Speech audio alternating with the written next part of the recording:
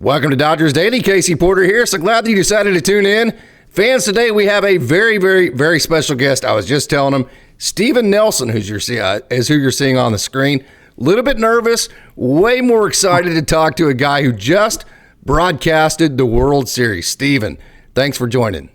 Hey, Casey, it's great to be with you, man. Thanks for having me on. I was telling you before we got this fired up, first time, long time for me, huge appreciator and fan of the work that you do, and if I'm, getting ready to study up, and there's a kid coming up or kids who have yet to debut but are on the fringes, I search the archives and check out your chats with them just to kind of get an understanding and appreciation for who they are, their journey, what they've been working on, so on and so forth. So that's a credit to you for all the time that you're putting in whilst teaching and coaching. I think the folks need to know.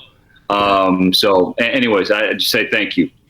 Oh, man, what an honor it is for you to say that. And, hey, what an honor I'm sure it is for you to get to work with such great broadcasters like Rick Monday, Joe Davis, and Eric Karros and the whole group. So talk about the great group you guys have.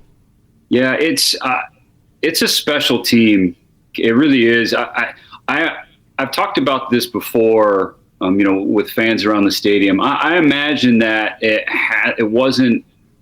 it's not an easy transition to go from hearing an icon's voice for 7 decades in Mr. Scully, and it was Vin and only Vin. So you hear one voice for that many years to now having a broadcast team where you got like 8 or 9 different pairings that you could watch and listen to on a given night. I imagine that has been jarring for folks at times, but I love the different styles and personalities that we have. Like, we as broadcasters, like, objectively speaking, it's a subjective business and we're all ice cream flavors. Yeah, right. And I understand that there are Dodger fans who I'm not their cup of tea, or they don't like, X and Y or A and B, like different pairings or whatever. And that's the way it goes. But for me, like, I appreciate the different styles and the different expertise that we have in the analyst chair from series to series. So you learn a lot of different perspectives, different stories, different things about the game. And certainly, obviously, the play-by-play styles of Joe, myself, to Charlie, to Tim, they're all different. So, but I like that because throughout my professional life, I've always hated like complacency and monotony and the same thing over and over. So I like the switching it up. So you're a guy that, as far as a broadcaster, that likes to let things breathe, which is really cool to me because the moments are big, right? So did you have anybody that influenced you? Is there a particular style that you like to identify with? Yeah, I mean, letting it breathe, that is perfectly said by you, because the moments, especially when you're doing a television broadcast, the moments and the images and the sights and sounds say far more than we ever could. And so it's important for me is to just hit the play and then get out of the way, like shut up. You know what I mean? And so I try to do that in big moments, is just call the play and then let the fan, Blue Heaven on Earth is just spectacular, especially in monster moments. And so for me, not even just as like a broadcaster, as a fan, I'll just kind of look around the stadium and see people going nuts and high-fiving strangers or hugging family members, because that is the stuff that really cements moments for all time. I hate when, I'm not saying that I haven't done it before, but I hate stepping on moments.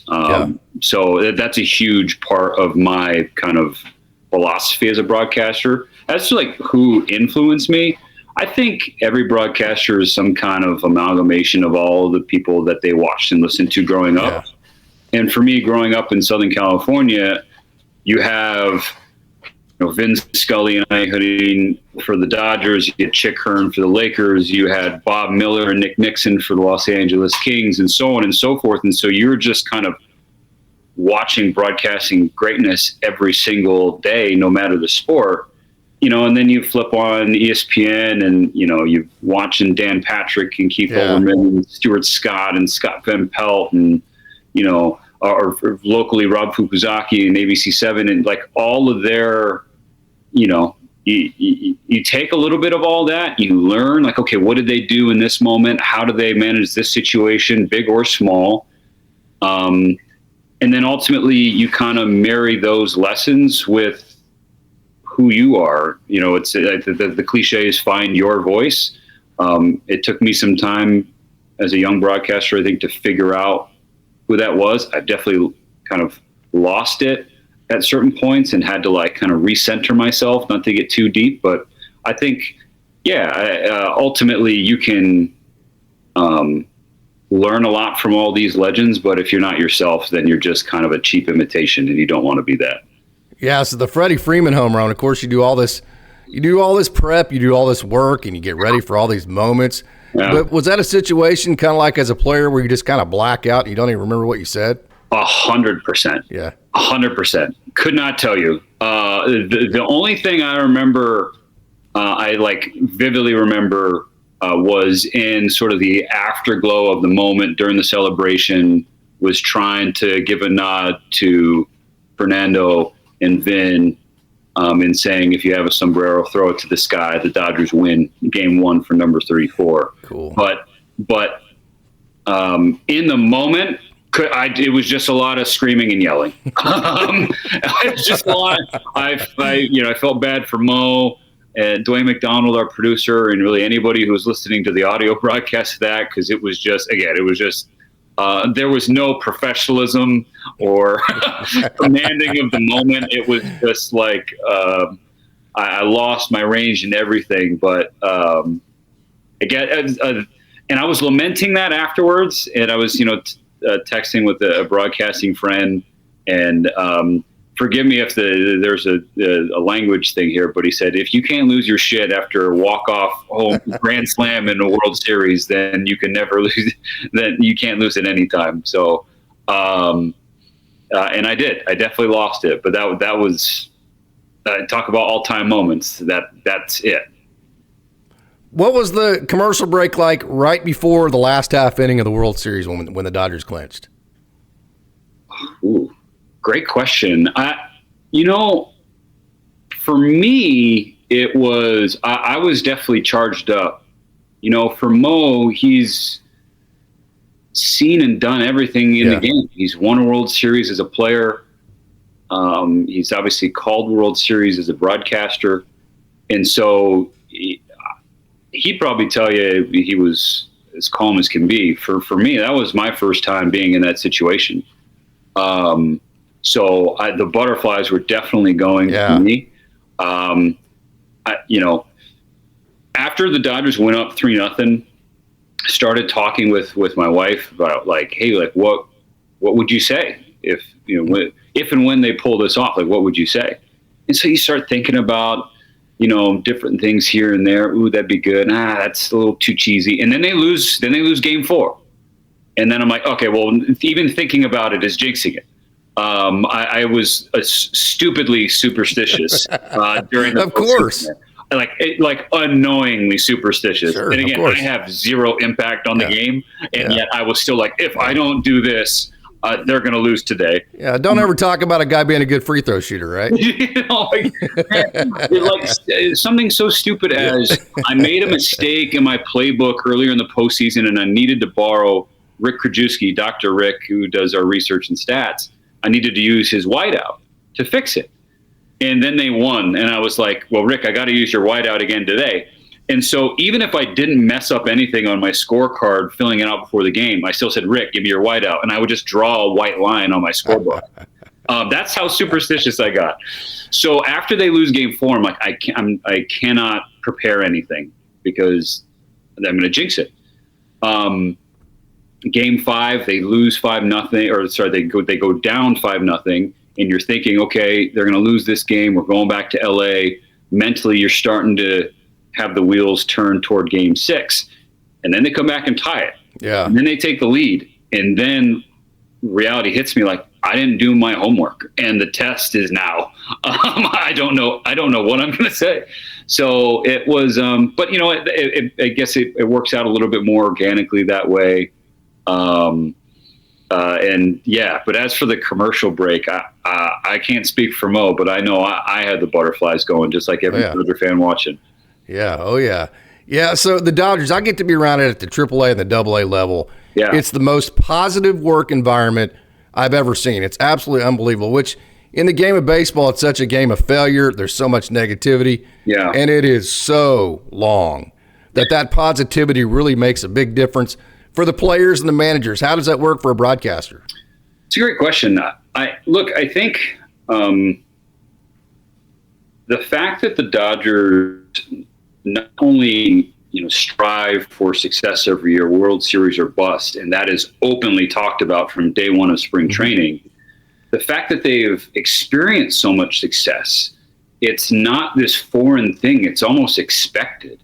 And so when you come to the yard every day, knowing there's a really good chance the Dodgers are going to win, I think everyone's mood and energy is definitely pushed to the more positive side of the scale. I don't think there's any denying that.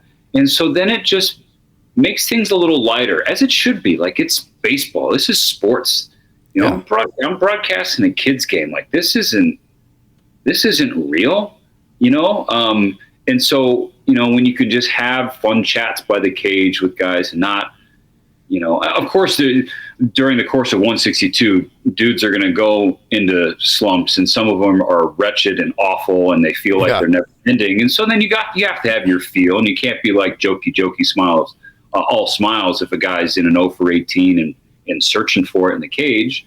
But by and large, you can have, like, you're having happier conversations, and it's not like tiptoeing around a minefield of negativity. So I definitely think it makes our job easier knowing that guys are more relaxed. They're not, scared of failure. In fact, it's the opposite. They're, expecting success. Like, it does lend itself to a more productive relationship between broadcast booth and team. Yeah. So that line, you kind of have to tippy-toe between trying to be positive, not wanting to be negative towards a guy, but then also being realistic. How do you kind of toe that line? Yeah, I think so. Something I learned very quickly when I was at MLB Network was guys don't mind if you criticize them if you show your face. And you know what I mean? Because nobody knows a player is struggling more than that player. Correct. If a guy's got a 7 ERA, he knows he's got a 7 ERA. Yes. I don't need to spend 10 minutes on a broadcast talking about how, bad that is, or where he ranks at the bottom of the barrel, this, that, and the other. You're talking about what he's doing to get out of it, because you've seen him have, I think, using this past season as an example, like Walker Buehler, and by his own admission, was struggled for the majority of the year. But this is a dude who we saw ascend rapidly to being one of the 5 or 10 best pitchers in all of baseball, right? So when you're talking about his struggles, you do have that context, knowing you don't have to, kick the dead horse. It's just sort of like, okay, let's find another way to go through this. And then if you're going to talk about a player who's struggling like that, be down in the dugout or on the field during the game, and be sure you have like a normal, real conversation with them, and you don't like, hey, what's up, dude? Like, let's chum it up after like maybe burying a guy on a broadcast or on a TV show. Like, so for me, if I'm going to be factual or critical of a player or a team, I know that I have to have my own accountability as a broadcaster, because that's just the pro thing to do. So yeah. Absolutely well done right there. But as far as the prep goes, I know you always have more prep done than you actually could probably get to in a game. So take us through the prep for a series, and then also for each individual game. Yes. So I use Pages. It's, basically just like I have a document for every single team and a page for every single player. So it'll have their And you put all the data together. yeah, I mean, oh wow, definitely. So and it's just kind of like, it's sort of like a living, breathing document. Yeah. So, and and once the lineup comes out, I'll rearrange the pages to fit the batting order. I have the the pitcher first, and so then I'm just hitting the arrow down as the lineup works through. Shohei's retired, hit the arrow down. Now I got Mookie's page in front of me. And then on the other half of the screen, I'll have the document for the team they're playing. So for the Yankees, and I'll have Garrett Cole's bio on the right side, and the Dodgers hitter on the left. And then when they switch, I'll put up Yoshinobu Yamamoto's bio on the left, and then I'll have Aaron Judge on the right, and then go down from there. So it has, their measurables, their hometown, their birthplace, college, service time, contract. I'll have their stats for this year. I'll have their stats for last year. And then it's like, then I just have little paragraphs or blurbs where it's, this is what a guy's doing recently. He's batting .468 over his last 15 games, or he's 0 for his last 13. Milestones coming up, like anecdotes or stories, things that I picked up in the cage. And you're right, like all this is in front of me, like, and you can imagine, like, a lot of guys have very full documents, but the amount that actually gets used during the course of a game, especially in the pitch clock era where there isn't a ton of time to get in, in radio in particular, there's a ton of time to get into that stuff.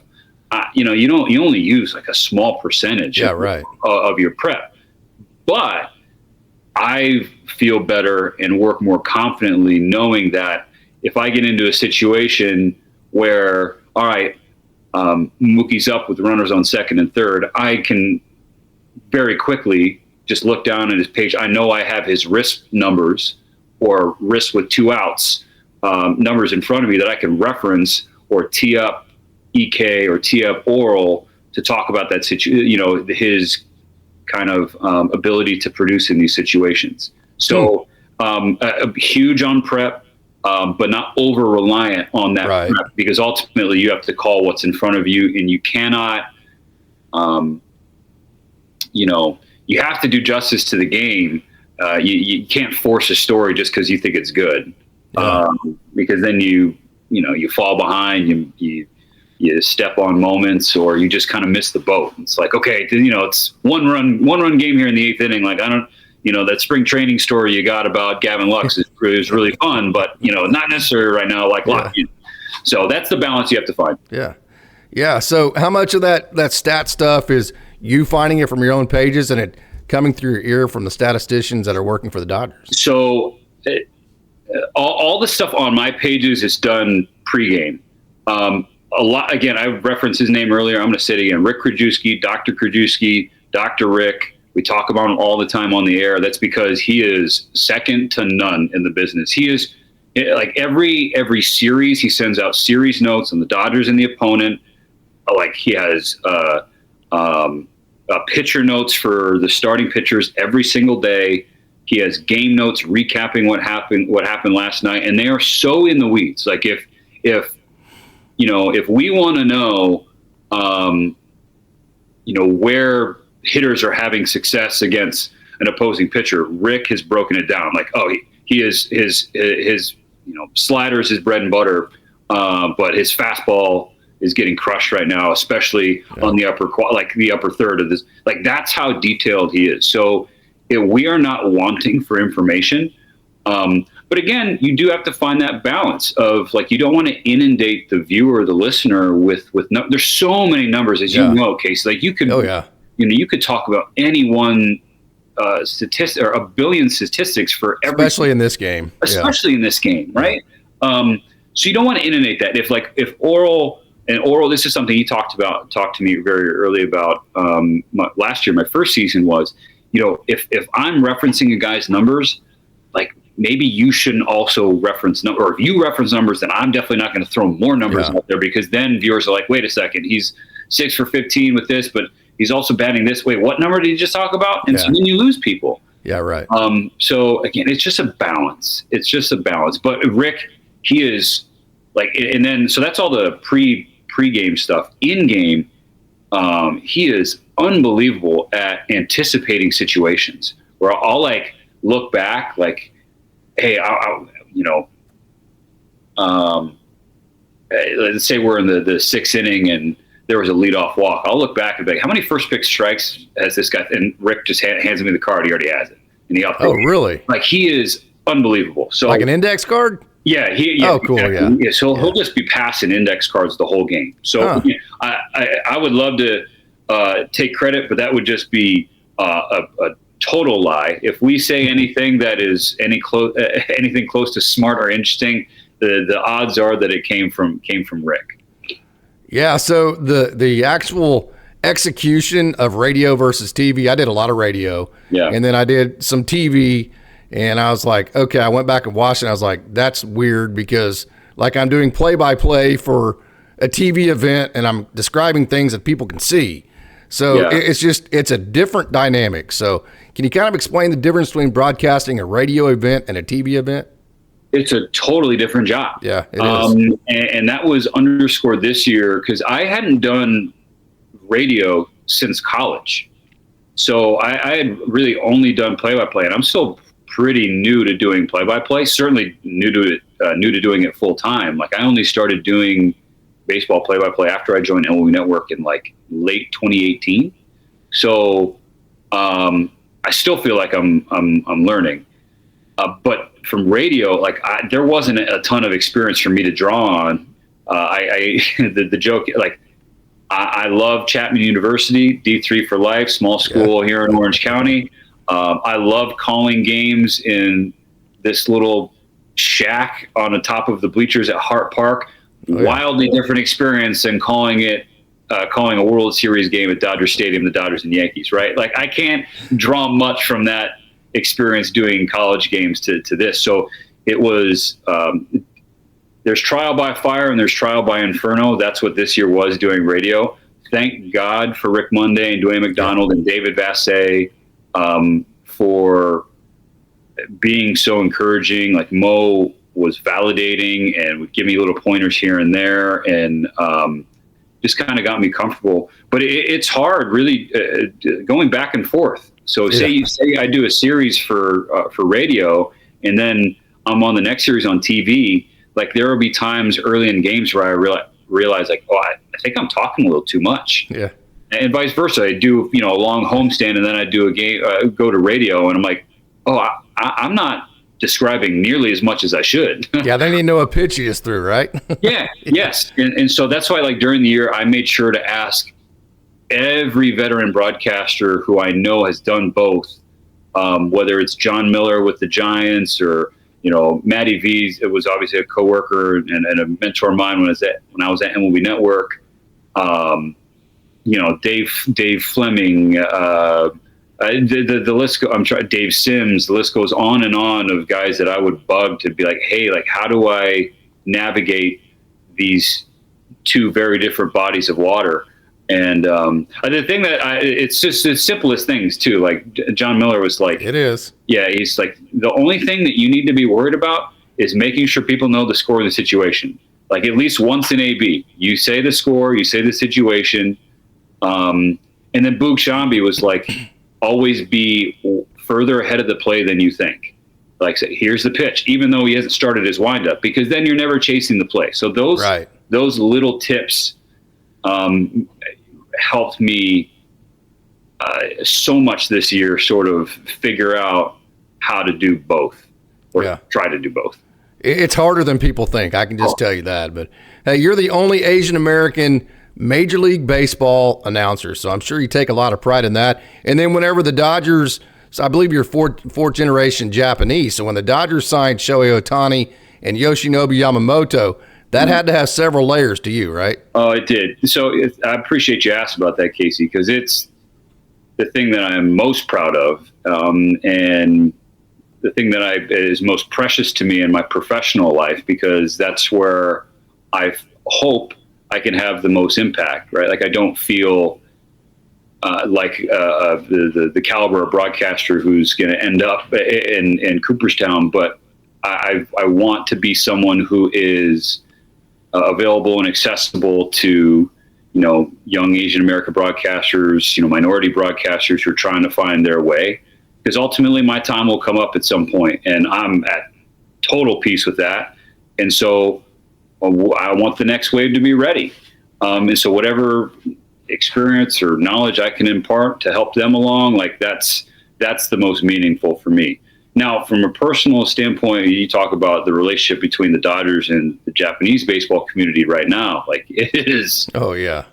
It's something special. Like, growing up here in Southern California, there's such a strong Japanese American, Asian American population. The Japanese American National Museum is where my mom worked in downtown LA. So 5-10 minutes from Dodger Stadium. Oh, really? Oh, yeah. Oh, cool. I grew up in the throes of No Mo Mania, remembering how revolutionary Hideo was to baseball in both countries. This is a guy who was looked at as kind of a villain, a pariah. He was he was hated back home, but then he had success and truly changed the game. And now we're he left. Because he left. People forget that. People forget because in the way he left, right? Because they found it's a unique story. Like, they found the retirement clause, so he retired in Japan, and so that kind of gave him the freedom to sign with a major league team. And so again, I'm glad you asked, because that's part of the history that people forget. It's like, oh, Hideo Nomo, what a sensation, right? All the accolades, the no-hitters, and the success that he had. But it wasn't until he found that success that people in Japan were at peace with him leaving. But anyway, so now, like, we're like 30, next year will be 30 years after his rookie year, if I'm not mistaken, right? 95. So, don't remind me. 95 was 30 years ago. My little sister was born in 1995, so that means my little sister's going to be 30, and I can't process that. So now 30 years later, we're approaching, I think, 70 Japanese-born major leaguers, and the greatest player, regardless of heritage, is wearing a Dodger uniform. He happens to be Japanese, and Shohei Ohtani, and perhaps the most decorated pitcher in the history of NPB, is wearing a Dodger uniform, and Yoshinobu Yamamoto. So whenever shows at the plate or Yama's on the mound, like, I'd be lying if I said I didn't try to step up a little bit more in those moments, just because I know what that. I remember being a young Japanese kid watching Nomo on the mound, and so now I know, like, how dialed in young Jays and Asian Americans are in the community watching Ohtani and Yamamoto, and I want to make sure that kind of rise to the occasion for them. Wow, that's awesome, man. Yeah. So Huntington Beach, that's where you grew up, right? Southern California? Yeah, I was born in Long Beach. I was in Downey till I was in elementary school, and then we kind of we moved to Huntington Beach. So I grew up in Orange County. Yeah, we've got a good player in the system, Jake Vogel, who's from Huntington Beach. He's made it up to AA so far. Yeah. So and then like, anytime a kid's from Huntington Beach or from Southern California, right? Just like, I'm sure you be in Oklahoma. If there's a local product that you saw or you remember hearing about when they were in high school, and they make it, like, there's some pride in that. I think that's what is, like, super special about sports, is that people of all walks of life can find that, like, commonality and that that local pride. Yeah.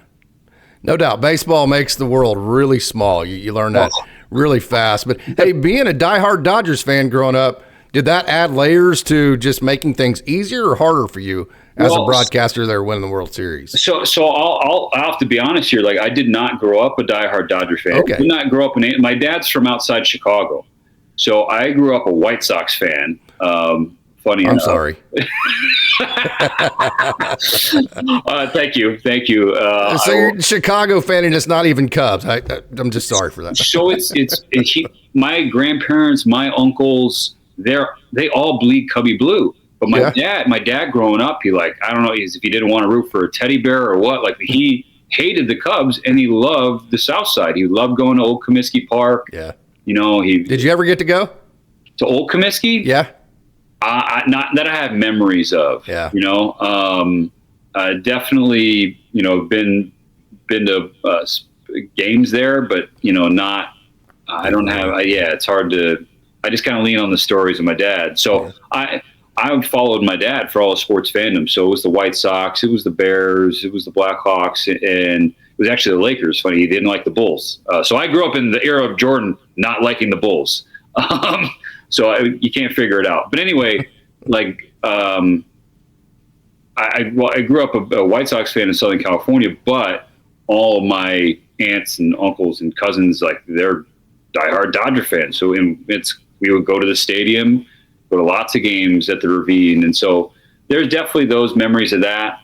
I'm the first time I ever stepped onto a big league field was Dodger Stadium. I was a Sansei Youth Baseball League night. It was Japanese community night. And so we were playing our youth baseball league. A bunch of us kids got to go on the field and stand on the first base line. Circle the track. Yeah. So and then, fast forward to the All-Star game a few years ago, our oldest son, his first time on a major league field was stumbling around Dodger Stadium. So while I didn't grow up a diehard Dodger fan, there is a connection and a fondness for the Dodgers and Dodger Stadium within our family for sure. Yeah. So I don't think a lot of people realize that, whenever the playoffs start, you don't have your local TV broadcast. You still have your radio, but not your TV. So there's kind of a cut, if you will. So you're not exactly sure as a broadcaster whether you're going to actually be doing games for the playoffs. And so when you got that call, you realize you're going to get to do the playoffs. What was that like for you? It was I'll be honest, man, it was a mixed bag, certainly exciting. But I knew that meant that Charlie wasn't well enough to do it. I think it's everybody's preference that Charlie would be healthy and be in that seat, especially when you get to the World Series. It was great to see him, down the stretch, he'd pop in and work some innings and be in the booth, do some pregame stuff. And he was there before the World Series, but Dodgers, Yankees, him growing up in New York, having worked for the Yankees and now with the Dodgers, I remember asking before the first game, I was like, "Hey, Charlie, do you want to bring us on the air? Hey, do you want to open the World Series?" And he just said, "Steven, you be brilliant." That's kind of one of those moments I'll always kind of hold dear between me and Charlie. But, getting the call that I was going to do those games, I was, like I said, tremendously exciting. And then it was sort of,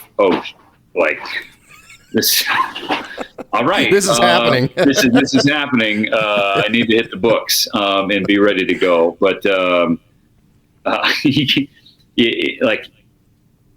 I couldn't approach it. It's a huge learning experience, but I could not approach it as a learning experience. It was I need you have to, step up. You got to step up and rise to the occasion, just like the Dodgers had so many young kids or inexperienced guys step up during the course of the year. It's for a broadcast, you try to channel that same spirit and energy and do the job as best you could. So, but yeah, that was definitely a cool call.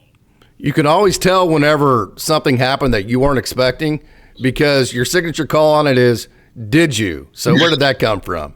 It's and I found that to be sort of a divisive call. There are some fans who hate it, but that's okay. Oh, wow. Forget God. Them, man. Right. So for me, it actually goes back a long time. My buddies growing up, they all played baseball. I was playing other sports. But that was just sort of a refrain that a phrase that they've oh, did you oh yeah. It's a game. You just did that? Really? Wow. Yeah. I remember last year, the Dodgers with, Miggy Rowe and David Peralta and Muncy, their group, their batting practice group, that would be their game during BP. Off the bat, they would just, "Oh, did you?" And you could be just making a DP, making fun of a guy, Max for sawing one off or getting jammed by a pitch, or they could say it when a guy hit a tank. So it was just sort of a fun, casual, and in my world, baseball-y phrase. Oh, absolutely. Yeah. So the Tommy Edman call was fantastic. Well, thanks, man. I appreciate that. So when I started doing games, at MLB Network, I remember like I was doing the Arizona Fall League Championship game in 2018, and Braxton Davidson hit a walk-off home run, and right off the bat, like it wasn't like a prepared thing in that moment. Off the bat, like knew he got it. It had one of those sounds because it was like, it's an Arizona Fall League game. It's like a jam-packed house. Like the sounds that are different. Oh yeah. And off the bat, I was just like, "Did you?"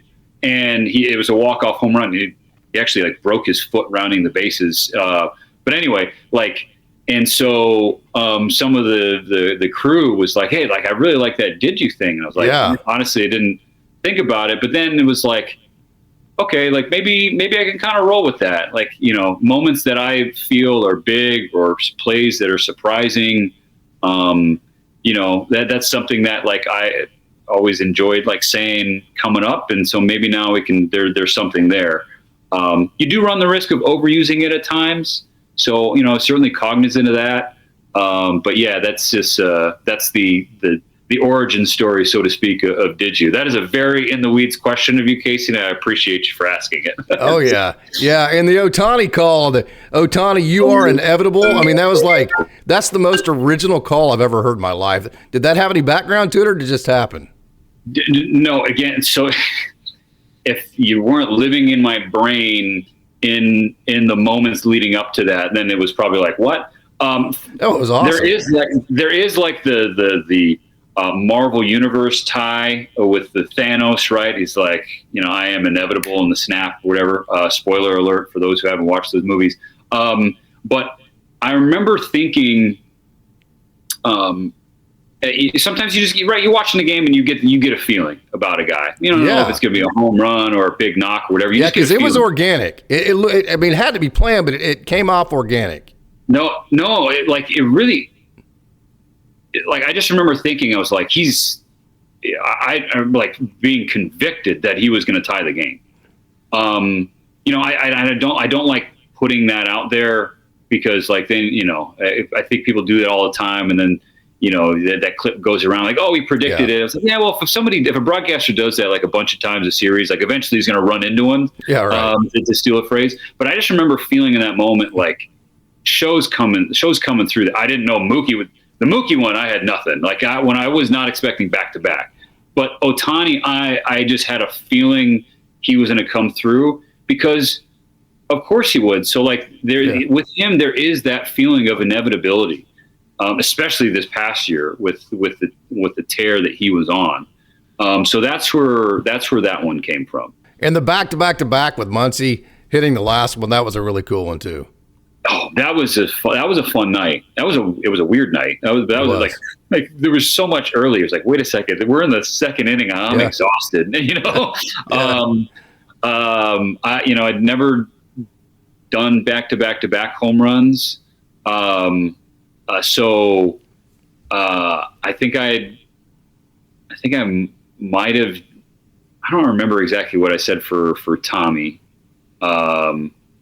But sometimes like just being simple is the best, right? Like you don't want to reinvent the wheel. It's back to back home runs. Yeah, it's what happened. It's what happened. So just say that, and again, let the moment, because the stadium's going nuts. So just say that and get out of the way. So, but that one was like, and then I remember joking, like, cause just the tone of your voice just set the awesomeness of the scene. Yeah, because it was just like, hell yeah. Like yeah, absolutely. That's what I mean, yeah. Let's go. And then I remember joking, because Rojas, I think, followed with a single. And I was like, that's the most disappointing single of all time, or something like that. Like, just kind of give it Steven Nelson humor, yeah. Yeah, very sarcastic and dry. But those are definitely some of, like, you hit on a few of my favorite moments from last year, for sure. There's so many. I mean, what a dream season. You're thinking of all the talented groups that the Dodgers have had over the last decade plus. Like, it was that, I think, an element of surprise that this was the team that finished the job. But there was just a different grit. There was a different fight about this team. And that ultimately was not just a little separator. It was a World Series separator. So the game 4 where the Dodgers and the NLDS, when the Dodgers were down 2-1 to the Padres, you hear it's going to be a bullpen game. What's going through you and Mo's mind? Yeah, I didn't talk to Mo too much about how he was feeling. I remember certainly being on edge. I think, because there was the dugout on edge whenever you were down there earlier. No.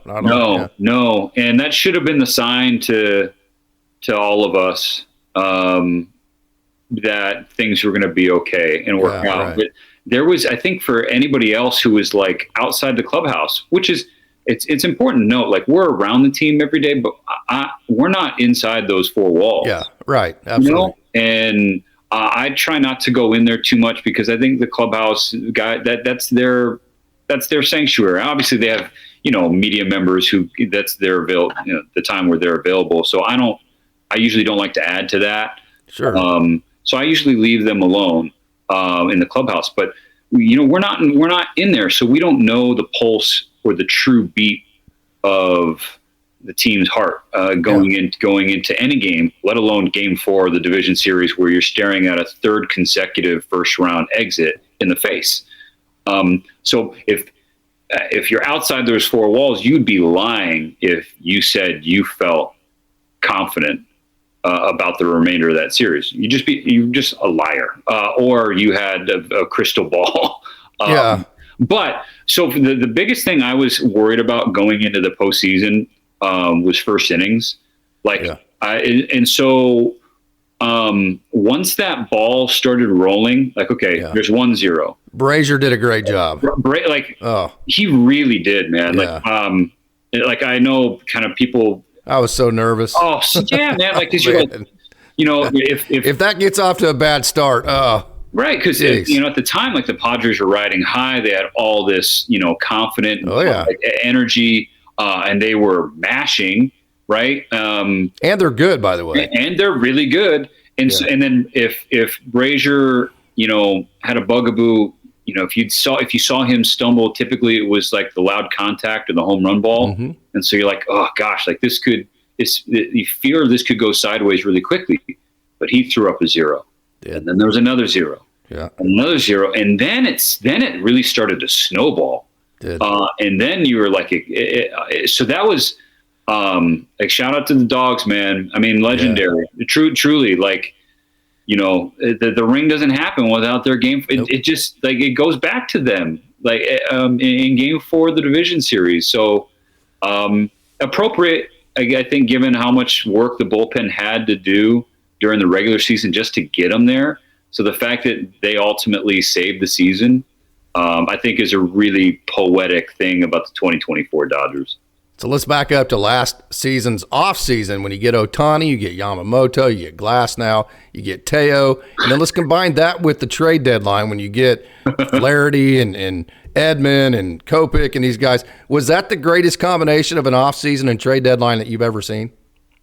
Shoot. I mean, at the risk of running too much recency bias, I'll say yeah. Yeah. I think just because the Dodgers front office, which again, it'd be hard to argue that it's not the most well-run front office in the game. Agreed. They had a game plan and they executed it. They did. Plan A. And discipline to it. Correct. So to me, the fact that they set out with a plan, obviously there were some, question marks or injuries or incorrectly tracked flights along the way that made you wonder. You went there. Oh my God. About the viability of this plan. But like obviously you're thinking okay, Ohtani and Yamamoto, no brainer. Trading for a frontline guy, whether it was Tyler Glasnow or Dylan Cease was a guy that they were involved in. And then getting Teoscar Hernandez, a high upside bat for the middle of the order on a 1-year deal. Got it. That makes sense. Yeah. The trade deadline, like Michael Kopech, okay, this is a guy with top prospect pedigree, high end stuff, getting him out of a bad situation. That made sense. Tommy Edman is the one that I keep coming back to, which to me highlights this front office. Yep. And I told this story during the World Series. I remember having a conversation with a couple members of the Dodgers front office. This was in like late April, early May. I can't remember the exact date. We're at Dodger Stadium, and I'm like, hey, like, obviously trade deadline's not until the end of July, but like, say it was next week. Like, who are you guys calling on? And I swear to you, the first name out of their mouth was Tommy Edman. Yeah. You have to keep him, like, Tommy wasn't playing at that point. Yeah. He wasn't close to playing at that point. So I was like, and I gotten to know Tommy at the network. Like, he is a sweetheart of a human and obviously a Swiss Army knife type of player. I get why he would fit, but I'm thinking to myself, like, Tommy Edman, like that's top of mind. Yeah. But he was a target for them going back even further. So they bring him in at the deadline, and then and then they trade for Jack Flaherty, who was the best starter that was moved at the deadline. The Dodgers needed a guy. Without him, we don't win the World Series. Correct. And then the hometown thing is just a cherry on top. Really, they just needed a guy. They needed a dude, right. And he was. So to have every one of those players acquired that we just talked about, Casey, like come through big. Yeah. That has to, like, if I'm Andrew Friedman or Brandon Gomes or any member of the Dodgers front office, like I'm walking like chest puffed out, like walking tall this offseason, because it's like we did that damn thing. Like everything we set out to do, we checked every box with flying colors, and they helped us win a world championship. Like there's nothing better than that. So that was to get it back to your question, to answer it simply, I'll say yes. Yeah. So let's finish with this. What about this offseason? We've seen the Blake Snell signing. We've seen Blake trying to get re-signed. There's a lot left out there, a lot of meat on the bone. Brandon Gomes is on record saying the Dodgers aren't done. So what do you see, and how do you see this offseason finishing? Yeah, look, I'll just speak to the moves that have been made up to this point. Obviously, Dodger fans are very familiar with Blake Treinen, a deserved deal for him to come back and solidify the back end of the bullpen. Because, look, I think as we sit here right now, it's still a bullpen. It's well-stocked, but not fully stocked. And so you'd expect another move there. But the Dodgers have shown consistently that they will find diamonds in the rough. Absolutely. A la Evan Phillips, you hope he's healthy. A la Anthony Banda. A la Alex Vesey, right? Like the list, Ryan Brazier, right? The entire pen. Yancy Almonte, yeah. Yeah, totally. But for Blake to come back and know that you have that sort of safety net, that safety blanket in high leverage spots, it feels good. For me personally, I'm fired up for Michael Conforto, man. And because it's personal for me. Like when my very first job in television was as a sports reporter in Oregon, in Eugene. And so my beat was Oregon State. And so the very first college baseball team that I covered had a handful of guys, a bunch of guys that were drafted, a handful that made the show. And the star was Michael Conforto. And so getting to cover Mike back then, and gosh, when we were in Corvallis, he was appointment viewing, man. I hated not being able to go up there and watch a game with my own two eyes and having to settle for, pulling clips off of TV or emailing an affiliate, because like just watching college Conforto he was a Golden Spikes finalist for a reason. Like he was special. And so, hey, he was a 10th overall pick. There was a time in New York where they were debating, would you rather have Aaron Judge or Michael Conforto? I think people have to remind themselves, like, that's the talent that this guy possesses. Now, a brutal shoulder injury sort of, I won't say derailed, but certainly sidetracked his career. And so now he's a change of scenery candidate. He's similar to Teo, right? His home numbers in Oracle were not good, but the road splits give you a ton of confidence that maybe a new batter's eye and playing for a team where he's got a ton of he's hoping to provide protection for the stars, but absolutely. There's a ton of of aircraft carriers in that lineup where he doesn't have to do a ton of heavy lifting and he could just kind of go out and be Michael Conforto again. I'm really excited to see him this year. So I think that's, for me personally, that's been a move that I'm fired up about. I know it, I, like everybody else wearing Dodger blue, wants Teo back. So there's a long way to go this offseason, Casey. I know that you're going to have to be updating your prospect Rolodexes and and all that too, because who knows with this front office what they got cooking. Hey, Steven Nelson, I've taken way more than 5 minutes of your time, so this has been so kind of you. This has been an honor for me. Dude, 5 minutes, 45 minutes, an hour, 5 minutes, whatever. I had a blast, Casey. Like I said earlier, thanks for having me on. It's great to finally connect with you, and I know you're no stranger to having repeat guests, so hopefully I can join those ranks one day, man. Oh, absolutely. Steven Nelson, thank you one more time. Casey, happy holidays, brother.